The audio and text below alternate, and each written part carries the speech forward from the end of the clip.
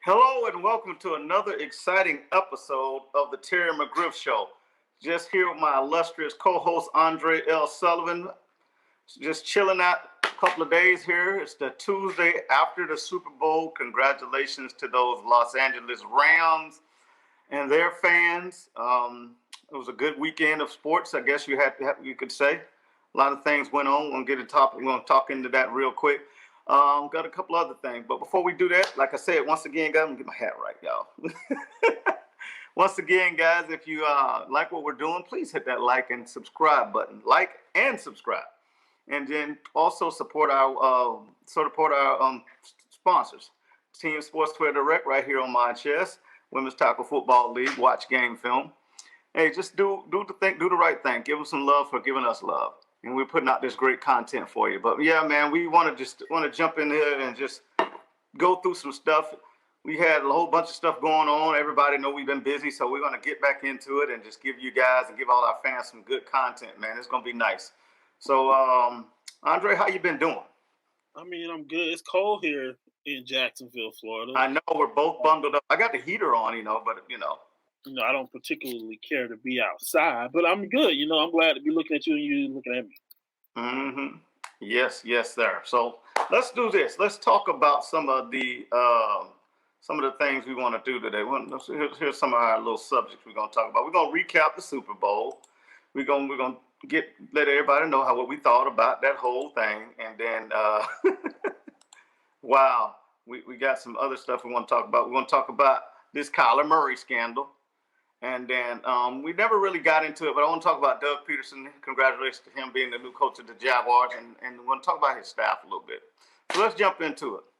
Super Bowl. First of all, I thought at least the game was interesting up until, it was a good game, very entertaining. The halftime was entertaining. My only issue was obviously the last drive and mostly all the stuff in the fourth quarter. I don't like the fact that the referees became a player in this game. And for me, it's forevermore going to tank what the Rams accomplished. Did they make the plays and take advantage of those calls? Yes, they did. Did they do it? The Cooper Kupp deserved to be the MVP? Yes, he damn sure did. Matt Stafford made plays, yes, but he made some bonehead plays too. I guess personally, I'm very much against the mercenary theory of building a franchise. And that's probably why I'm really not going to give the Rams the love I would give your normal Super Bowl champion. There's nothing wrong. They didn't break any rules. There's nothing against bringing in as good a talent as you was. But my issue is you're going to give your trade-off with the fans of LA and all Rams fans around the world is, hey, we're going to do you what we can do right now. We're going to give you this great year. You're going to be something that you can remember for the rest of your life. But you may not be good for another 25 years because of what we did with your future. And if you're good with that, we good with that. But guess what? You don't get a choice, so we're doing it anyway.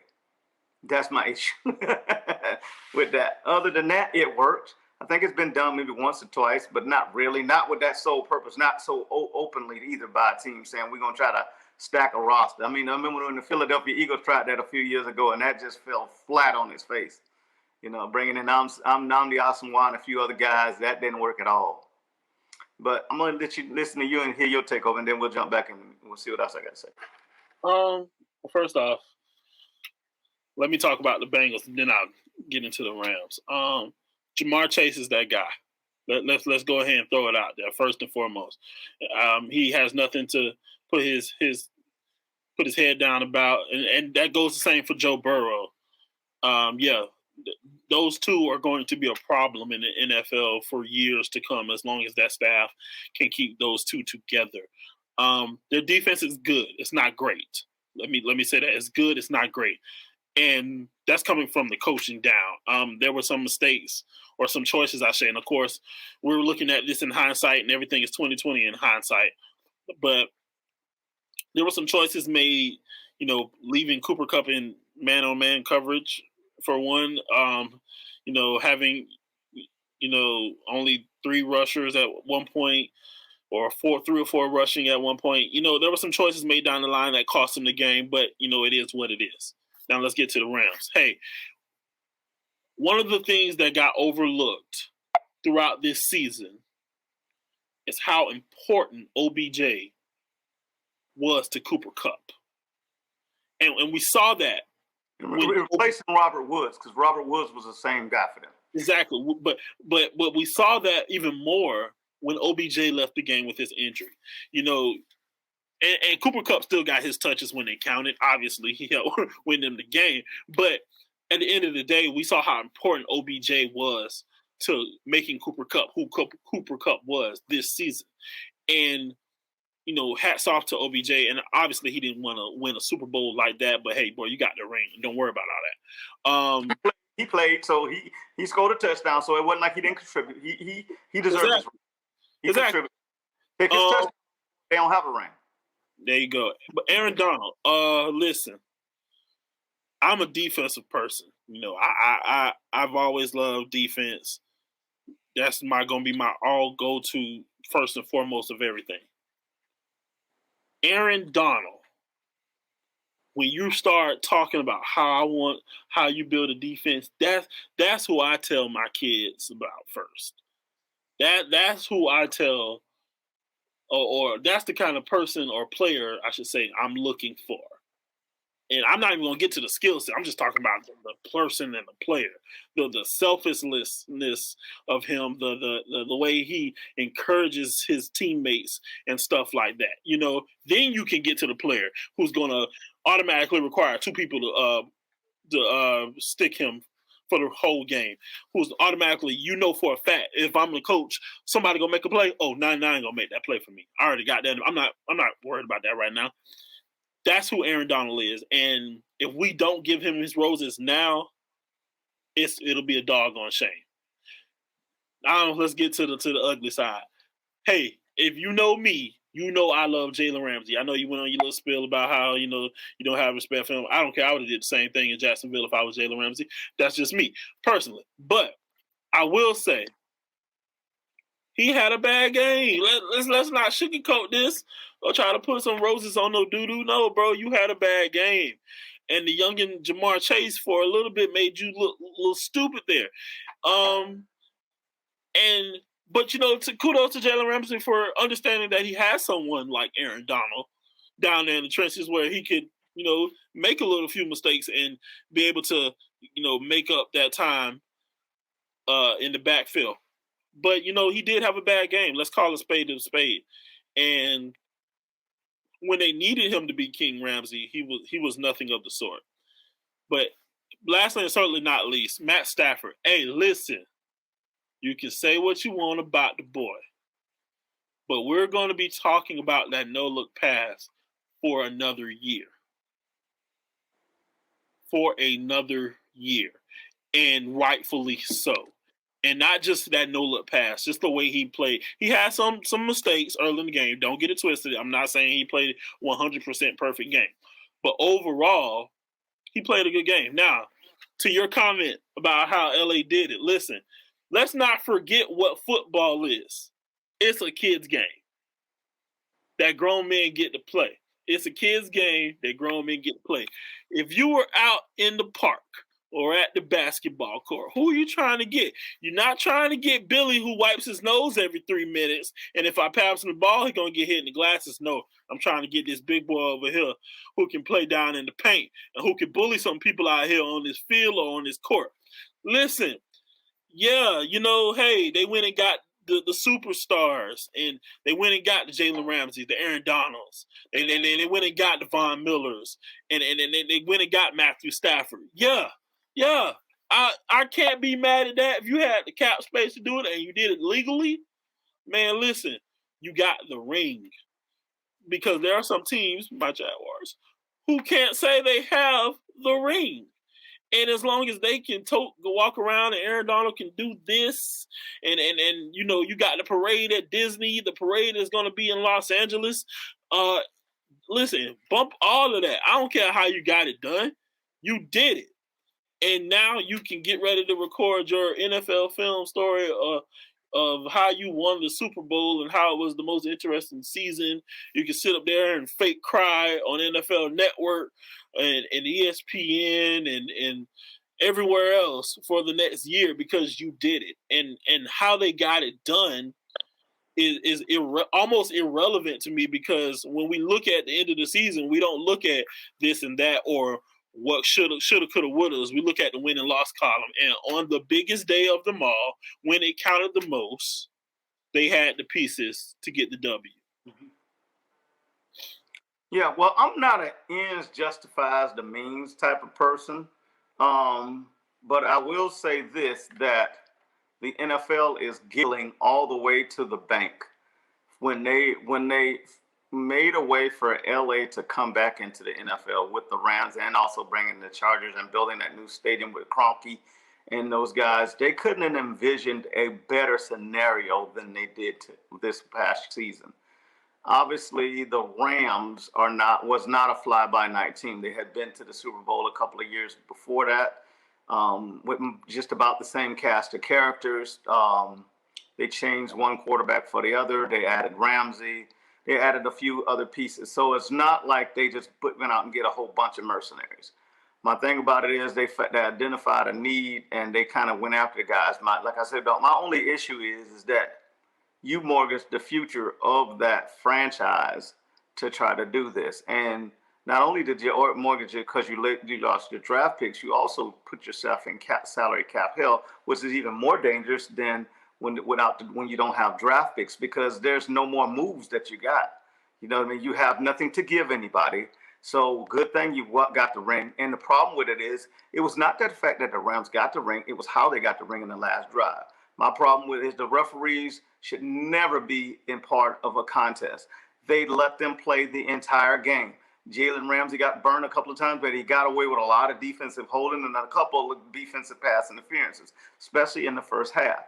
And they came out in the third quarter and let the Bengals get away with a big offensive pass interference. So I'm like, okay, in my mind after that, okay, they're just going to let these guys play. It is what it is. The best, strongest man going to win this game. And then all of a sudden, ooh, it's tight. We might not have the team, because that's where it looked. And I'm not talking about me, because I know under sports entertainment, but when you're talking about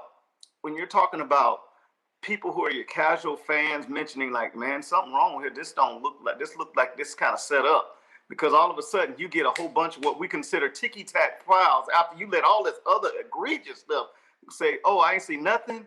And then these guys can walk their way all the way down the field when ain't nobody doing that the whole game. And by the way, kudos to the Cincinnati Bengals defense. You did a masterful job. You totally wiped their running game off the map. It was Matthew Stafford that had to make plays with Cooper Kupp.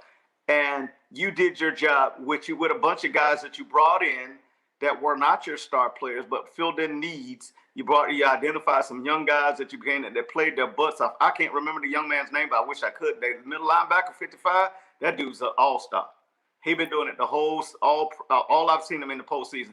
That Cincinnati Bengals defense earned them here. That beat more than the Bengals offense. The Bengals offense got their own big plays, but the defense provided them with the opportunity upon opportunity upon opportunity to get a big play to get them over the top. It just so happened their luck ran out and the clock ran out on them. I mean, talking about the Bengals offense doing it with smoke and mirrors. You got a line that couldn't start on the Jaguars offensive line, and Joe Burrow and them guys. I don't know if you could find one starter, seriously. I don't know if you could find one guy that can come on a Jaguars offensive line and start right now, and especially at the guard positions. And they did a pretty good job until, good for you, Raheem Morris. You figured out, oh, they're going to turn that center out on the linebacker to help Aaron Donald. Okay, we're gonna overload this side, so you can't do that now. You go, okay, and they found the way to beat the strategy that they were doing, and Zach Taylor didn't have an answer for that to try to help Burrow. I think what they should have did with myself, I should have thought they should have ran more screens. They should have probably ran some more little quick bubble screens and stuff to the wide receivers, because obviously they were much quicker and faster than the defensive backs of the Rams. So they didn't isolate and expose the Rams cornerbacks as much as I thought they should have. I think they kind of fell into the Raheem Morris trap once he made those adjustments and didn't have an adjustment to that. I thought they did a decent job running the ball, and they kind of let that go after they got that bad, after they got stuffed on that fourth down play, which they probably should have called something different. I like the fact when they spread them out and then let Joe Burrow get that fourth down run. They should have probably went to that well again, because that would have then put your cornerbacks out on the island. And I think Jalen Ramsey's confidence at that point was pretty frail if they would have did that at that point. He wouldn't have even played on press coverage. He probably would have backed off. Anyway, with all that being said, going back to my original statement about the Rams, they got there, and this might be the end of their run, because you only get so many windows. Even though then you're not gonna be able to keep everybody with all that money, because you still owe Matt Stafford and all them guys that money. But the way the Bengals have gotten their stuff, they're young, which is scary. They're young, got young receivers, young quarterback, and they only got, if they can keep up what they got, they only got a few fixes that can actually make me think, wow, they could really leapfrog ahead what we thought was going to be another dynasty with the Kansas City Chiefs. The Bengals give them which they can get in this draft. They can totally fix all their needs. I probably get the best offensive lineman that I can in my first pick. Then I go defense. If not, I get me a couple other good defensive backs in free agency. The Bengals are not far away from making themselves a long-term winner in this league if they can keep if Brown know how to pay people like he's supposed to and keep his guys happy. The Brown family are not known for being generous with their pocketbook. So we'll see. So I look at them, but kudos to what they did, and kudos for the offense being able to do what they did with smoke and mirrors. They just got exposed by a better defensive front. And I mean, it was almost like last year's game, except for it just didn't happen at the beginning. You're talking about the Bucs against the Chiefs offensive line. Now, however, when you watch the way the game unfolded, you thought the Rams were going to take with it, and the Bengals got their composure, brought themselves back in it, got a couple of lucky plays, and brought themselves to the lead. I don't put this on the players of the Bengals. I give the coaches for not making the proper adjustments. I think they got caught up in the moment, not the players, because I think the players balled out.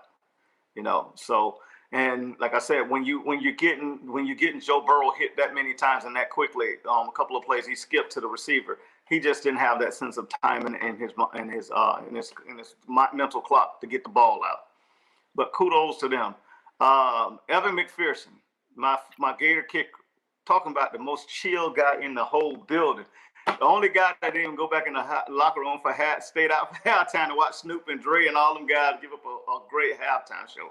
Speaking of that, let's talk about that for a moment. I thought that was a really good show for what they did, how they did it. That was a really good halftime show.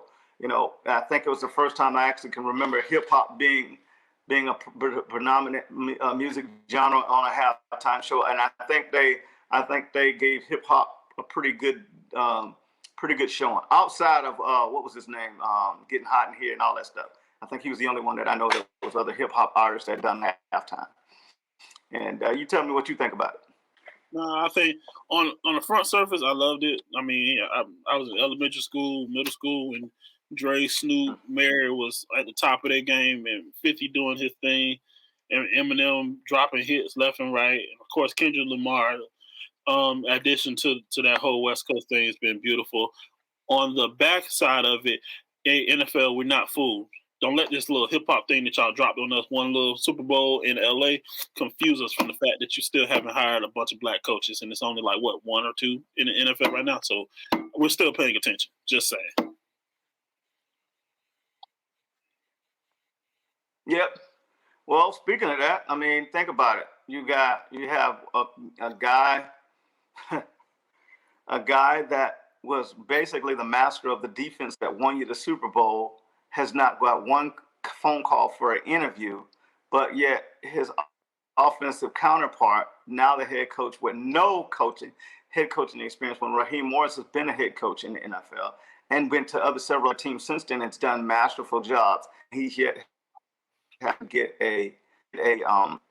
even a sniff of an interview. I don't know if we even got into that conversation with Brian Flores. I don't think we done the show yet with that one. If I don't remember, I have to go back in the archives. But that's another thing, and we'll get into that now as we go into this Kyler Murray scandal. All right, the Kyler Murray scandal.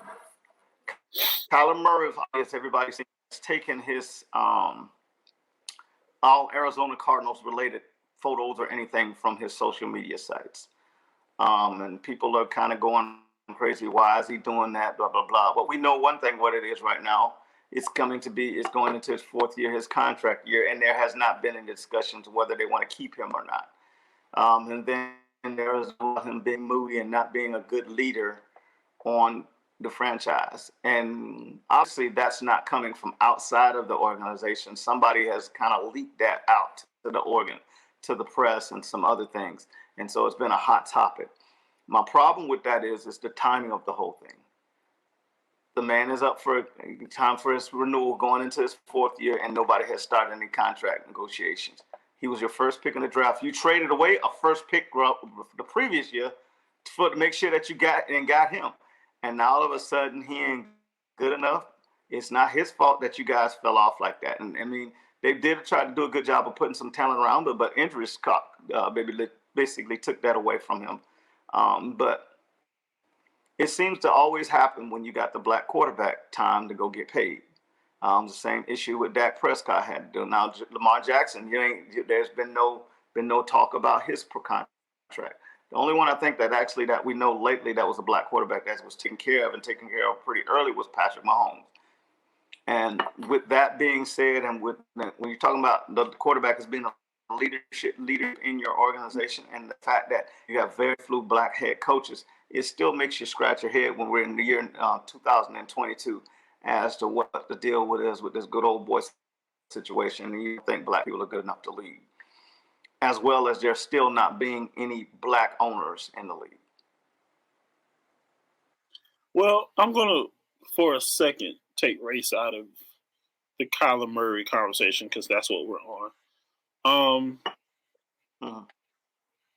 Here's the thing. The comments that were made was, he lacks leadership. He's perceived to be immature. And they're questioning his want to be in Arizona. So I'm gonna take race completely out of it, just for a second, and I want people to indulge me for a minute, because as a media person, and of course this is not my market. Let me tell you what's going on here. When people write stuff or they report stuff, when they use terms like perceived, terms like lack of, that literally, and I want people to understand, literally means they have never heard him say these things. It's an opinion. That's what that means. That's the gist of it. It literally means that's what someone thinks. And we run with it. And why do we run with it? Because as a media member, there's somebody telling you, hey, press the button on that. And and I've fought this before, but my biggest issue is with it is we've had people come out and say, I don't want to be with said team. I want to go elsewhere. This person is not, we don't have enough people or weapons on our team. We don't have enough superstars on our team. And that's not an issue. But because it's not said to us, literal members of the media, now we have issues, and now we use words like perceived, lack of leadership. The man took a photo down. He took his Cardinal stuff down. I don't know if y'all realize this, but he also plays in the MLB. He took that down too, but we're not talking about that. I don't know if y'all know this or not, but he played for Oklahoma. Hasn't posted an Oklahoma photo in years. That means he's not a Sooner anymore. And again, this is without the race card stuff. This is media, again, driving a conversation that probably hasn't left the parking lot yet. And we catch on to it because it's clickbait. You know what I mean? That's literally our job, to make you click on something, to make you read something. And that's the problem here. Now let's add the race card. Kyler Murray is not your prototypical quarterback. He doesn't want to sit in the pocket all day and throw the ball. He's not a Peyton Manning, Eli Manning, Drew Brees, Tom Brady prototype quarterback. No, he's a Michael Vick. He's a Vince Young. Steve McNair. That's who he is. That's who he plays like. And we don't praise athletes. We praise positions. You and I on this show have been guilty of it at times. When I go back and watch episodes, we don't praise athletes. We praise position. And if we want to go back a few years ago, I'll say like 10 or something years ago, there was a guy named Tim Tebow who, in all intents and purposes, played like Steve McNair, played like a Michael Vick, played like a Vince Young. And it wasn't a problem until he wasn't winning. But here's the difference between Tim Tebow and all of those guys. Tim Tebow, if there was never a lack of maturity there, Tim Tebow's going on record saying, we might need a few more pieces. There was never a lack of leadership there. By the way, if y'all know Tim Tebow at University of Florida, he'll cuss you out and bless you in the same sentence. And if we're playing the race card, and this is not shots at Tim Tebow, I don't want anybody to get that misconstrued. This is shots at the media and how we are perceiving the lack of due diligence when we're judging our athletes. Because that's what Kyler Murray is. I mean, to be honest with you, could he be a running back? Yeah. Could he be a slot receiver? Yeah. But he's a quarterback. Because he's an athlete. And somewhere along in his matriculation, someone said, hey, you're probably the best player on the field. Let's make sure you have the ball in your hand for 70% of the play. And who has the ball in their hand for 70% of the play? A quarterback. So, yeah.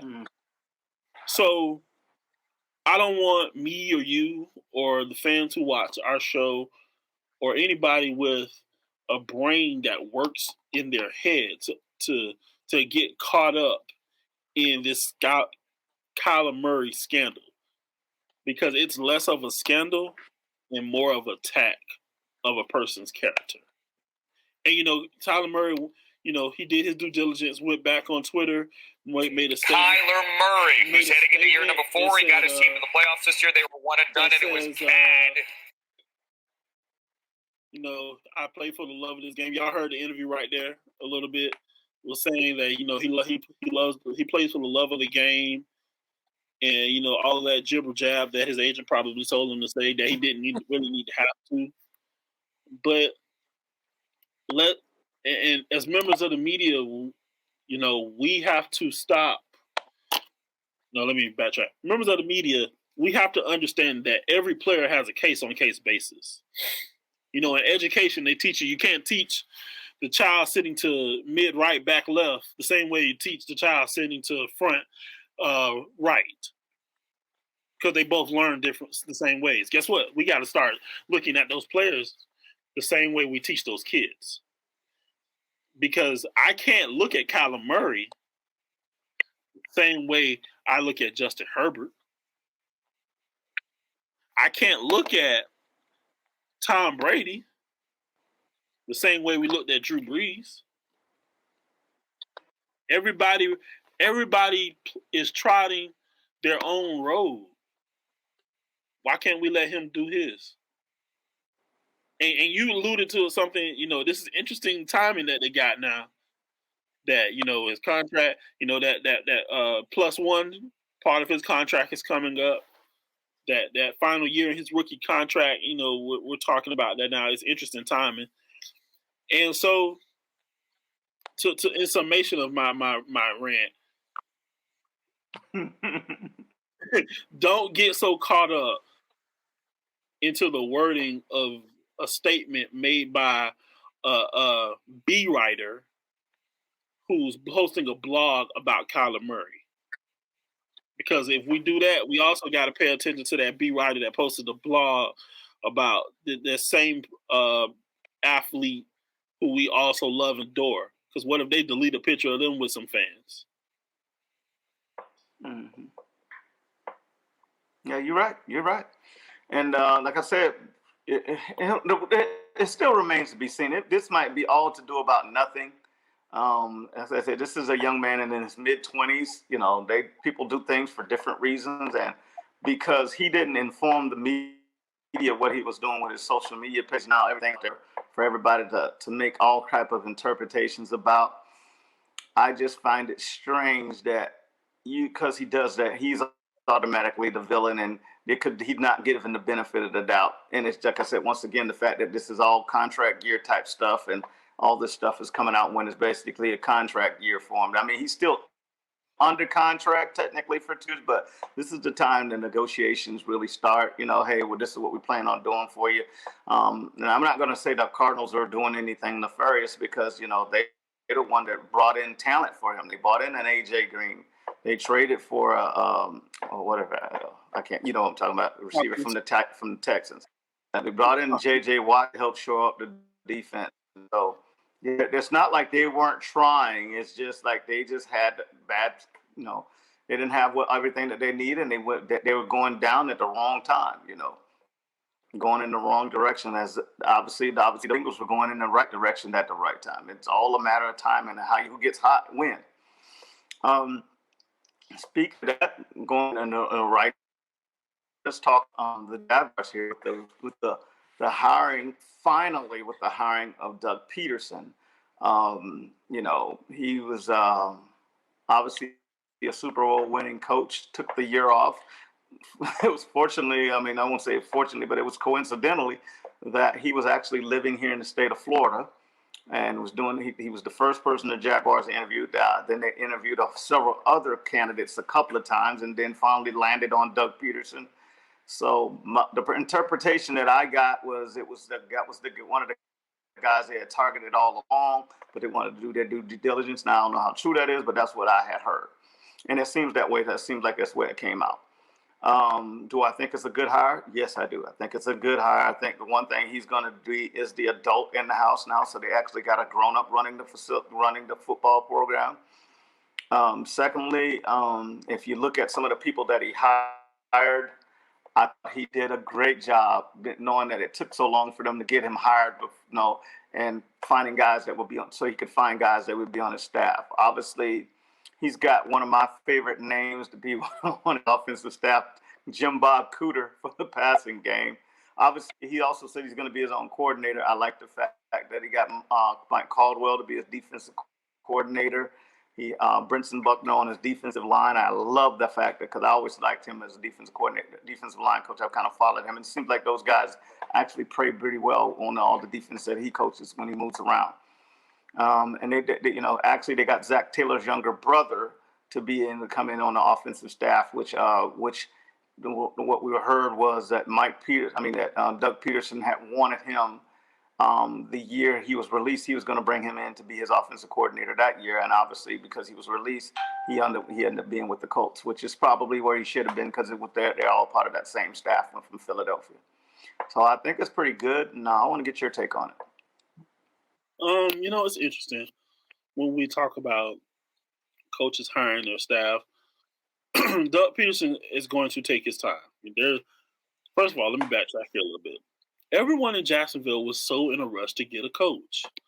And for the life of me, I do not understand why. Wait, I know, because the media was telling them we need to hurry up and do it. Listen.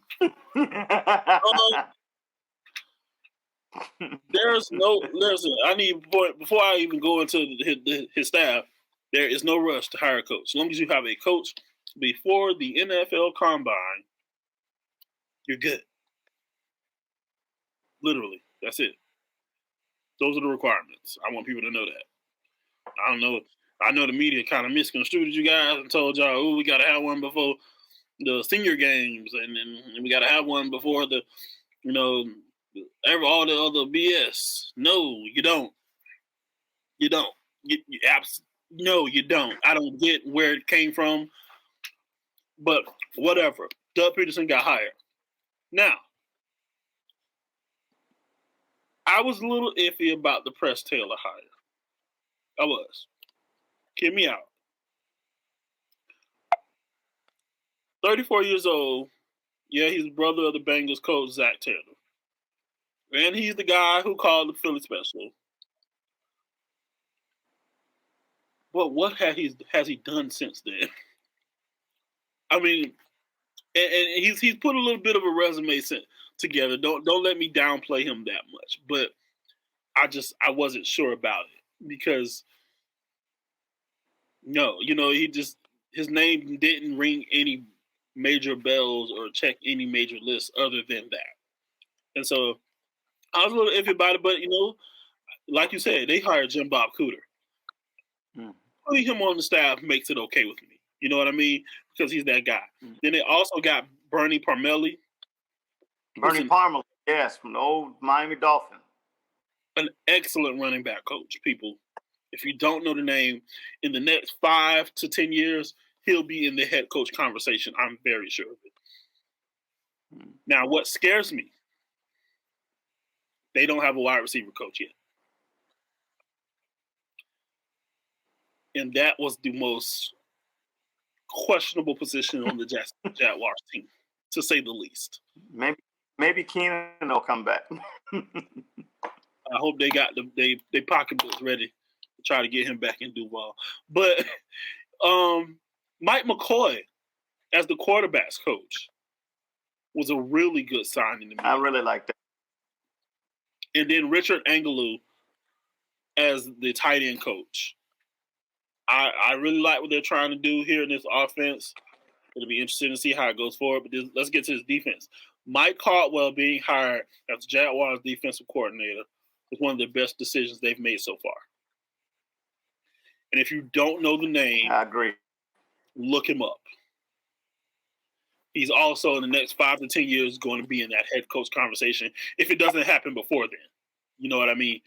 Then you got Bill Shuey as your outside linebackers coach. If you don't know who Bill Shuey is, go look at all of the Chicago Bears tape for the last 2 to 3 years. Oh, boy. Yeah, I get those linebackers in the position to make plays. Yeah, yes. I heard about it. Yeah, and the Bears always have good linebackers, too. Right. And then your defense coach. That's one of the places the Jaguars really sorely lacking. More people talk about the D-line, but the linebacker play has not been as excellent as you. If you want to talk about great linebacker play, watch how the freaking Bengals been playing. That played all postseason. They'll tell you what good linebacker play is supposed to look like. Exactly. And they're still interviewing for the inside linebacker coach, but DB's coach, they hired Deshae Townsend and Cody Grimm, secondary and safety coach. Good name out there. I didn't know about him. So he's just about got his staff. And defensive line coach, people, they hired Bretson Buckner. Listen, if you don't know who Bretson Buckner is, go watch tape of the Arizona Cardinals defensive line. You'll get all your answers there. Special teams. Super Bowl when the Carolina Panthers played the Patriots. That'll give you a good personality look at it. I rest my case. Special teams coordinator, they hired Heath Farrell. He spent the past few years with the Bills. He's a great hire. And listen, yeah, they are still filling out the staff, and in due time we'll have all our names in place. But the biggest thing I want to tell fans, let me back up. Let me tell Doug Pederson, first of all, you're doing a good job so far. Haven't done anything that I'm like, But to the fans, give him his time. There's a reason why that front office staff took so long. because they're tired of hiring and firing coaches. They did their full due diligence this time. I can't with a full conscience say they did their full due diligence on the Urban Meyer hire. I don't think they, personally, my personal opinion, I'll go ahead and say I don't think they did. I think they went for that big name, big fish. And that's what shot, and they was like, that's what we're going to get. I don't even think they did the Rooney Rule right. I'm gonna just say it right now. The franchise, you know what I mean? Only being good with hiring minorities. They didn't even think about doing the Rooney Rule. They like, that's who we getting. He didn't even consider anybody else, and that was it. And so this time they did their full due diligence. And, you know, some people might not have gotten the coach they wanted, but I think in the long run, it'll pay off. Everything will work out. You know, and you know personally, I when we hired Urban Meyer last year, I was like, all right, y'all so happy, y'all happy? Okay, we'll see. Yeah, we'll see come the end of the season, and look where we are. So, but this time I can say with full heart, yeah, no, they took their time, and I think most people jumped on the. You're right, and I think people jumped on that Urban Meyer bandwagon because, for lack of a better word, we ain't have much of a choice. Either you get on with it, you just gonna not, you got to behave it. So they're kind of hoping that he could bring some of that magic, but then when you start seeing the stuff right off the bat, it was like the writing was already on the wall. That was a excuse me, lack of a better phrase, that was a shit show. I'm gonna say the full word from the get go. And fortunately, it was some good coaches on his staff that got screwed out of this deal because of his lack of being a real grown man in this thing. I mean, there are some good guys that I hope find good jobs. Obviously, the defensive coordinator found a job, but I hope all these other gentlemen that were on the staff, the Darrell Bevels and the Schottenheimers and the Lord of mercy, I forgot, the former Texas and South Florida coach. They all get Charlie Strongs. I cannot, the Charlie Strongs of the world. You hope that these guys, and they usually will land on their feet and get to the jobs that they should be. But man, that just, we hoping and praying that this time we don't have to have this type of conversation for at least, I'm believing if we don't have to talk about this for another 10 years, then this hire was successful. That means we've done some winning now. Things got changed around. The culture's different. And maybe it is a trend upward. And would we be remiss without congratulating the very first player in the Jacksonville Jaguars history to be drafted, our own Tony Baselli, and congratulate him for being inducted into the Pro Football Hall of Fame, as well as Jacksonville's own Leroy Butler. Leroy, by the way, when I was at Homeland Security, TSA, I had told you in the checkpoint, you go in there one day. And you said what? All right, you coming with me? All right. So I'm expecting that call, Leroy. Hey, I'll be in the entourage, sitting right out there in the field behind your family, and wishing you guys good luck. Congratulations, but congratulations to two shots in Jacksonville. And this is like 2 straight weeks after last week's his Doug Pederson press conference, and that was a great showing out there with what he did. Came out and talked to the kids right after his press conference. Got a good news that week. Had good news this week with Tony Baselli being hired, being into him and Leroy being in the Hall of Fame. But like I said, more importantly, the Jaguars kind of got some really respect by having him, and hoping that opens the doors for Jimmy Smith conversation and the Fred Taylor conversation to get them in. I mean, they're all going to go pieces of those great glory days for the Jacksonville Jaguars. Once again, congratulations to them and their families. Man, this was a good show, man. We had a lot going on. I don't want to go too long. We're trying to get this thing short and sweet so we can edit it right. But I want to thank you again for what you do for me and for the show. I want to ask you guys, if y'all like what we're doing, please hit that like and that subscribe button. Also, support Watch Game Film, support Team Sports Better Rec, and listen out and check out the things that are going on with the Women's Tackle Football League. And once again, for my illustrious co-host right here, Andre L. Sullivan, our great producer, Granville Mooley Fowler with All Sports High, we'll be wishing you Godspeed and good luck, and stay safe out there until we come back for our next show here on the Terry McGriff Show. Y'all be blessed. Bye.